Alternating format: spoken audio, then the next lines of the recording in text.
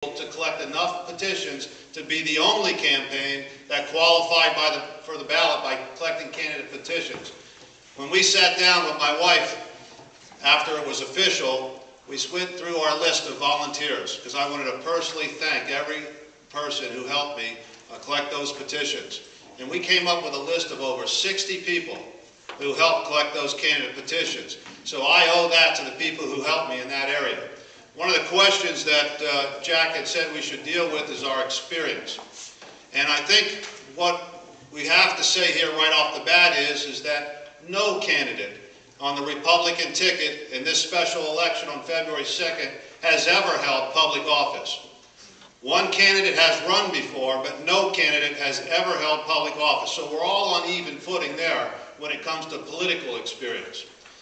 I'd like to say that my background and my life experiences uniquely qualify me for this race and the things that our country are facing right now.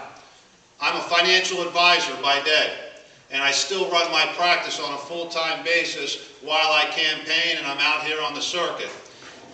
Good thing I have a good support staff at the office. But my experience since 1993 as a financial advisor, combined with my background in education and accounting, and my lifetime being a small business owner, I believe uniquely qualifies me for the economic issues that this country faces today.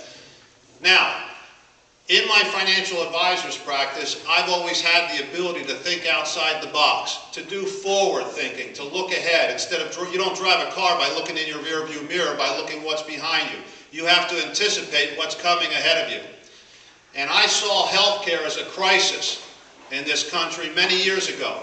It was 6 years ago that I decided to move my office into the largest independent agency of Blue Cross and Blue Shield. Now, why did I do that? Because in my practice, I identified healthcare as the crisis that was getting worse. And in that, I joined this office for two reasons: to learn more about healthcare, and secondly, they have over 200 agents there. And I could use those agents as a referral source for my business, because I don't sell healthcare myself. That's not what I'm there for. But by being in that office, I've learned the details of healthcare over the last 6 years, which prepared me for this debate that's going on in this country today. Healthcare is one of the major issues. Up in Massachusetts, we're all sitting here hoping Scott Brown is going to pull that election off. The referendum is on healthcare reform. He's the 41st vote against it that can stop it, that can have a filibuster-proof item going on there so that they can't just take their 60 votes and shove that down our throats. And that's what Massachusetts is voting on today. Do you know in Massachusetts the Democrats outnumber the Republicans 3-1? This district is very winnable now for the right candidate because it's only 2-1 here in this district. And I am uniquely qualified with that experience of the economy and with what I know about healthcare. I was the only candidate in the Voters Coalition candidate forum that they had 2 months ago that went after Ted Deutsch. I was asked a question in that candidate forum in regards to health care. And I said that you cannot have health care reform without first starting with tort reform.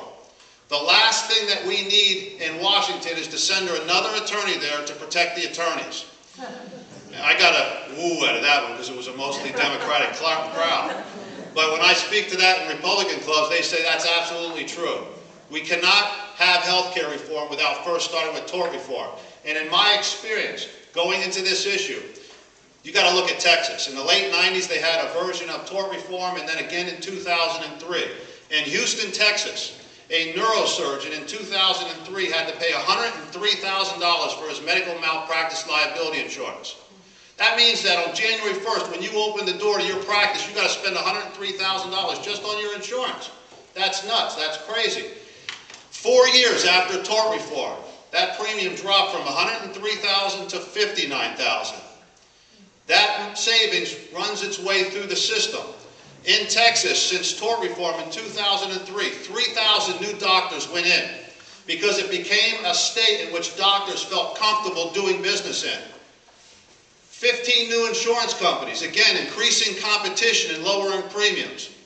It added 500,000 people to the rolls of employment because of the influx of